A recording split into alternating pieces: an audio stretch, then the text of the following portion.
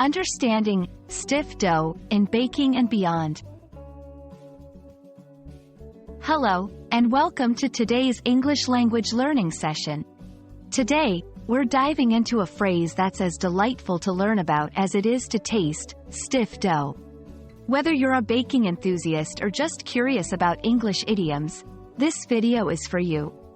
Let's unravel the meaning behind this phrase and see how it's used in different contexts.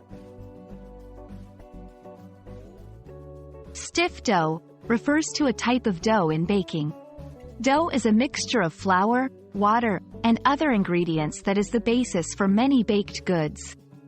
When we say dough is stiff, it means that the dough has a dense and firm texture. This texture is usually achieved by adding less liquid or more flour. Stiff dough is often used for making bread, pizza bases, and certain types of cookies.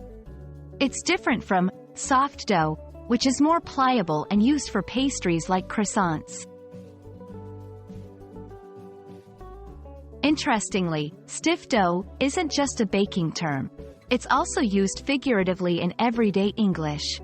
When someone is in a stiff dough situation, it means they are in a circumstance that is difficult to deal with or manage.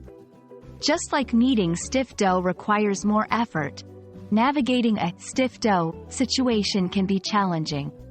For example, organizing this event is like kneading stiff dough. It requires a lot of effort. In different cultures, the phrase stiff dough might be used in various contexts. In some places, it's strictly a culinary term, while in others, it might be more commonly used metaphorically. As English learners, it's essential to understand these nuances to grasp the language's richness. Paying attention to the context in which stiff dough is used can help clarify whether it's meant literally or figuratively. And that's a wrap on stiff dough.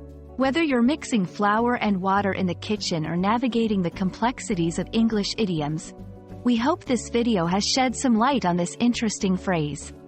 Remember, language learning is like kneading dough. It takes time and effort, but the results are incredibly rewarding. Happy learning, and see you in our next video.